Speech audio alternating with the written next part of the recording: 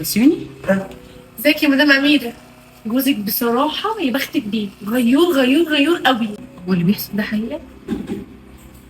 ايه اللي بيحصل يا امير؟ ايه يعني؟ أنا طلبت منك تيجي معايا العيادة. أنا طلبت منك تيجي معايا العيادة. طبعا يعني انا ما كنتش فاضي، كان ورايا شغل. أنت مش فاضي ليا وفاضي لمايا؟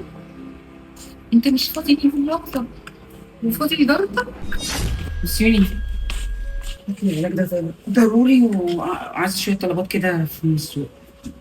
طب انا هجيب لك، ما تروحي تجيبيهم يا امير. هو ايه اللي مروح تجيبيهم؟ انا كل ما اطلب منك حاجه تقول لي روح جيبيهم يا بس. وانا اللي هننزل نسوق لك؟ هو المفروض مين اللي بينزل؟ انا ولا أنت؟ انت اللي تنزلي. انت راجل اهو قاعد في البيت. انا ورايا شغل، مش فاضي لك، انا رايح الشغل. وبعدين انزلي هاتي على جاكيتي وهاتي حاجتك من السوق. انت كنت بتكلم مين؟ مالكيش دعوه بتكلم مين، انت مالك؟ ماليش دعوه؟ مالكيش دعوه بايدي. هو ايه ده طبيعي يعني اللي بيحصل ده؟ استاذ مايا. خير يا بسيوني، في حاجة؟ لا مش هنزل معاكي بس. تعالي اتفضل. هو انت رايحه فين كده؟ والله أنا حاسة أجيب شوية حاجات كده للبيت. وينفع انت تروحي لوحدك؟ ما هعمل إيه بقى؟ أنت عارف بقى إن أنا قاعدة لوحدي وكده. والله العظيم انت خساره تنزلي السوق. بصي، انت يعني لو انا مكانك بصراحه وعندي واحده زي كده، انا مش هنزلها سوق بصراحه. بس انا هنزل معاك نسوق سوا. هتيجي يعني معايا؟ عشان ما ينفعش انك تروح لوحدك. ماشي يلا. بس أنا ممكن أسألك سؤال يعني؟ هو أنت ليه مهتم بيا زيادة عن اللزوم؟ لأن أنت عارف إن أنا أرملة يعني، وأنت على طول رايح جاي ورايا. والناس يعني أكيد بياخدوا بالهم بيتكلموا. لا ما فيش حاجه، بس انا عشان الجيره يعني، وما ينفعش انك تمشي لوحدك. وبعدين الواحد لازم يكون غيور على جيرته يعني. ما ينفعش انك تروح السوق لوحدك. غيور ما على ينفعش انك جد. تروح مشوار لوحدك. يلا بس ما تحطش في دماغك. يلا. يلا بس. بجد تعبتك معايا، معلش بقى. ربنا يخليك، ان انت المهم بتاعك براحه والله. وبعدين يعني انا لو ما رحتش مع جارتي يعني اروح مع مين؟ غيور غيور يعني. استأذنك بقى. ماشي. لا رايحه فين يا ماي؟ خليك يا حبيبتي، السهريه حلوه قوي. مدام أميرة، ازي حضرتك؟ ازيك انت يا حبيبتي؟ في كنت فين يا ماي؟ كنت في السوق انا وبسيوني. انت وبسيوني؟ كنا بنجيبوا حاجات. بس وانا نازله فقال لي انا هاجي معاكي يعني. حاجه. كملي. لا، قابلته بالصدفه اصلا في السوق فجبنا الحاجه يعني. انا داخله البيت، عايزه حاجه؟ مع السلامه. نتكلم هنا ولا نخش نتكلم جوه؟ هو الموضوع ما فيش كلام عادي يعني. ازاي ما فيش كلام؟ ده انا لسه ما فيش ربع ساعه طالبه منك تجيب لي دواء وحاجات من السوق وقلت لي انزلي انت. لكن مع جارتنا حلو الابتسامه قد كده وشاهد لها انا مالي انا اول مره. ممكن الناس تتكلم عادي. وانا مالي وما تتكلمش على مراتك وانا ماشيه. كبر الموضوع يعني، كبر الموضوع. كبر الموضوع؟ ايه الراجل ده؟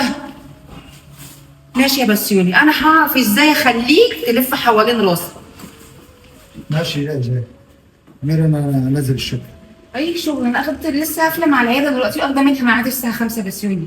معلش روح انت العياده مع نفسك وانا مش فاضي يا اميره. هو ليه مش فاضي؟ انا كل ما اطلب منك حاجه مش فاضي مش فاضي. انت فاضي للجيران بس؟ بقول لك ايه، ده موضوع عدى لحاله. وبعدين انا ورايا شغل مهم ولازم اروح له. وروح انت لنفسك مع العياده. وبعدين ايه يعني؟ ادخل الدكتور لوحده. بس انا تعبانه، لو مش هلاقيك انت جنبي هلاقي مين يا بسيوني؟ اميره ما تكبريش الموضوع تحاولي تعملي مشاكل كل شويه. روح مع نفسك. هو انت عايزين انا اللي اروح معاك في كل حاجه؟ ايه دي؟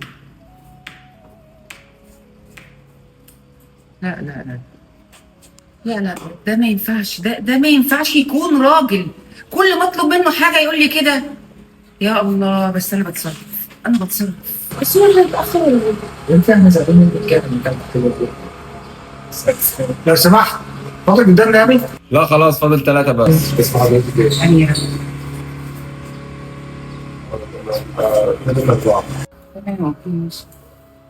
شكرا. اتفضلي. بسيوني؟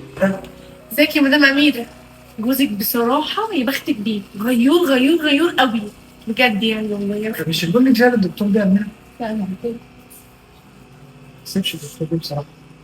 وبعدين بالصدفه لقيت ما دام هو يعني مجال دكتور فبصراحه عشان هي عقبالة ما ينفعش تمشي دكتور. لا بس انا كلمتك عشان تبقى تيجي معايا، مش انت ايه؟ هو اللي بيحصل ده حقيقة؟ ايه اللي بيحصل يا امير؟ ايه يعني؟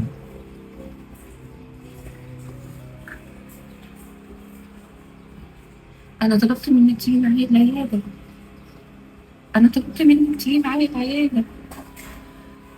طبعا يعني انا ما كنتش فاضي، كان ورايا شغل. أنت مش فاضي ليا وفاضي لمايا؟ أنت مش فاضي لي مراقبة وفاضي لضربك؟ عارفه انا لوحديها وظروفها أنا صعبه. مالي؟ أنا مالي باللي أنت بتقوله ده؟ أنا مالي؟ أنا مالي؟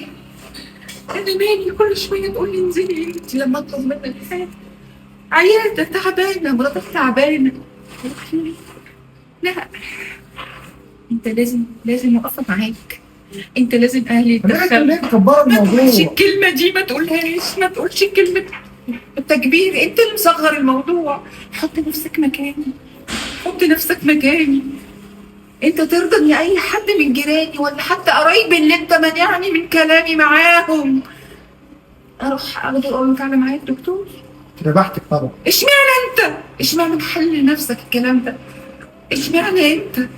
قول لي لو مش عايزني سيبني، لو مش عايزني طلقني، وانا لكن ما عملت ايه تسيبنيش الموضوع ده كله كده. يا امير؟ ما تقولش ايه كده. تعبانه؟ جارتي تعبانه وروح انا معاها. تعبانه، انا منك. مين مايا؟ مين مايا؟ قول لي. وانت عمال بس ليه؟ انت لو مش عايزني قول، لو مش عايزني طلقني. خلاص يا اميره مش وقت الكلام ده نتكلموا فيه. فعلا هو مش وقته، هو فعلا مش وقته، بس اللي انت بتعمله ده هتتحاسب عليه. خلاص يا اميره نتكلموا في البيت احسن، مش بلاش قدام الناس كده يعني. البرود اللي انت فيه، بلاش تحس انك انت ما عملتش حاجه غلط. بلاش بص عشان الله. ناس، وانت عملت حساب الناس لما رايح جاي في الشارع قدام الجيران بجارتي ومراتك نازله رايحه جايه السوق جايبه الطلبات، واخر حاجه توقعها العياده. مراتك تعبانه، سبتني في البيت وقلت لي تعالي لوحدك، وجاي مع جارتنا اللي عماله تشيد بشهامتك وبرجولتك. سمعتي الراجل اللي انت بتقولي عليه شهم؟ سمعتي عامل ايه مع مراته؟ والله يا مدام امينه ما كنتش عارفه ان هو كده، وبعدين حقك عليا والله، يعني ما كنت بعمل معاه عادي يعني. لا مفيش حاجه ما اسمها كنتش عادي. ما اعرفش ان هو مقصر معايا. حتى لو مش مقصر، طالما واحد متجوز انت ما ينفعش تخرجي معاه، ما ينفعش يساعدك، ما ينفعش باي طريقه. انت ارمله، خافي على سمعتك، خافي على نفسك. خلاص يا اميره مش وقته قلت لك. بعد اذنك يا مدام مايا. يا جماعه يا ريت، انا هسيب الموضوع مفتوح ليكوا انتوا اللي تقولوا رايكم. ابلغ اهلي واخد منه موقف وانفصل عنه، ولا استمر معاه ويمكن حاله يتصلح زي ما انتوا شايفين هو اهملني ازاي، وعمال رايح جاي مع الجيران، وعمال رايح جاي يعمل حاجات اللي المفروض يعملها لبيته. يعني زي ما بيقولوا كده في المثل او في الامثال اللي انا بسمعها، هو بيسقي زرع بره بيته وسايب الشجره بتاعت بيته بتدبل منه يوم ورا يوم. ما هو انا ممكن لو انا واحده دماغي ممكن تروح بعيد، اي حد هيكلمني كلمه كويسه ولا هيطبطب عليا هروح معاه، لان جوزي اهملني وباصص بره، وانا ما بلغتش اهلي احتراما ليه. الرساله دي مبعوثه لنا من واحده هي فعلا ست محترمه، لان هي حبت تاخد راينا ورايكم انتوا، فهي منتظره رايكم في التعليقات. ولو الفيديو بتاعنا عجبكم ادعمونا باللايك والشير. السلام عليكم.